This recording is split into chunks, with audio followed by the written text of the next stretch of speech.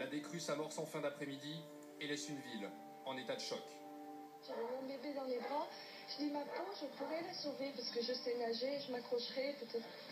Mais est-ce que j'aurai le courage de porter mon bébé hors de l'eau? C'est ça que j'avais peur, c'est de ne pas pouvoir le garder hors de l'eau. Et puis malheureusement, derrière, bon, j'ai appris hier, il y a 2 bébés qui sont morts. Et puis c'est ce qu'il y a de plus dur, quoi. On dénombre 37 morts et après cette catastrophe, une nouvelle loi de prévention des risques naturels a été votée. C'est la fin du monde. Cette année s'écoule avant que la France soit de nouveau frappée violemment par les éléments, et cette fois, sur tout le territoire. Madame, monsieur, bonsoir. J'espère que le Père Noël vous a bien gâté. En tout cas, en ce qui concerne le temps, on a été là aussi très gâté avec des vents extrêmement forts. Sur toutes les chaînes, la météo évoque les vents qui viennent de balayer la France. Personne ne semble prendre la mesure de la catastrophe qui est sur le point d'arriver. Voilà, vous savez tout. Attention encore une fois au vent. Embrassez les Étienne demain. À demain. Il faut dire que Météo France a lancé un bulletin d'alerte, mais sur 3 régions seulement. Haute-Normandie, Nord-Pas-de-Calais et Champagne-Ardenne. Ailleurs, pas de raison de s'inquiéter. Pourtant, au lendemain de Noël, à 2 h du matin, c'est par la Bretagne que la tempête entre en France à près de 148 km/h. Dès lors, elle se déplace d'ouest en est à travers l'Hexagone avec des rafales particulièrement violentes. Cette tempête a un nom, elle s'appelle Lothar.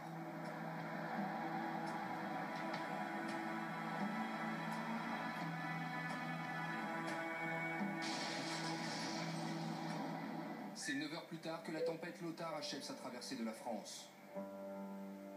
On n'aurait jamais cru ça, hein. Surtout dans Paris, j'avais pas imaginé ça.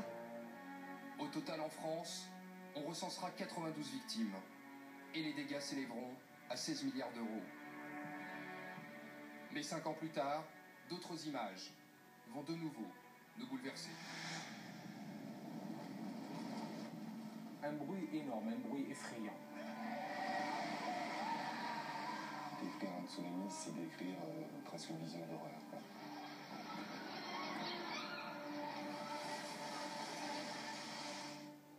26 décembre 2004, 7h30 heure locale. Sur les plages paradisiaques d'Asie du Sud-Est, plusieurs milliers de touristes profitent des vacances de fin d'année. 7h59.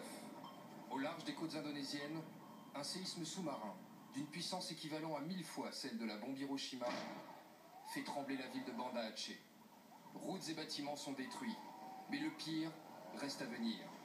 Car ce séisme a provoqué une onde sous-marine qui avance à plus de 700 km/h vers les côtes. 9h10, Thaïlande, presqu'île de Phuket. Ici aussi, des milliers de vacanciers profitent du soleil lorsque soudain un mur d'eau apparaît à l'horizon. Die Boot hier, die Militär. Das Boot ist gekentert da hinten, Schnicki. Das Fischerboot da hinten ist gekentert. Guck mal da hinten, Schnicki, wie das hochpescht. Das Wasser. Wir sollten, glaube ich, echt weg hier. Komm, wir müssen raus. Wir müssen weg.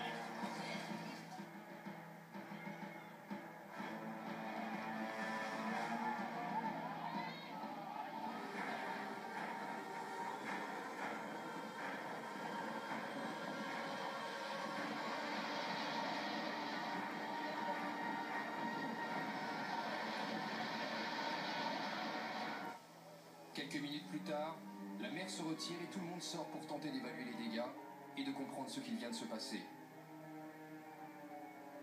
Mais aussitôt, ce grondement meurtrier reprend. On comprend alors ce qu'il signifie. Le tsunami est de retour. That wave is a good 15-20 feet tall. Easy.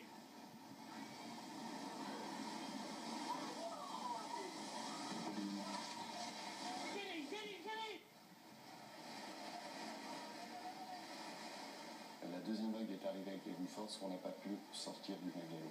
Et on voyait l'eau monter, monter, monter. Et à ce moment-là, on s'est dit avec mon ami, celui qui reste dira à la famille, dira aux amis qu'on les aimait, quoi.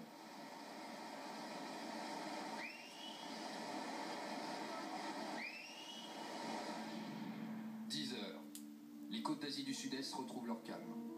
On ne savait plus où on était. Les repères, il n'y en a plus, tout est détruit. Toutes les maisons C'était des hurlements quand les gens arrivaient, voyaient des corps, etc. Certains découvraient des membres de leur famille, des choses comme ça. Au total, 12 pays ont été frappés par le tsunami et 280 000 personnes ont trouvé la mort dans la catastrophe, impuissantes face au déchaînement des éléments.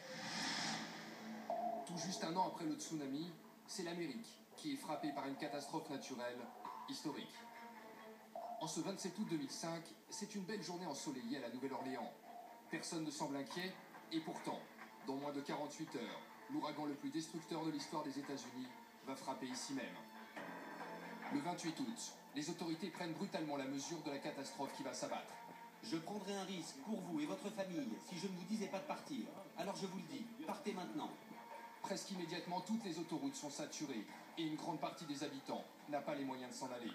Des mesures de protection presque dérisoires sont prises. Dans la nuit, Katrina gagne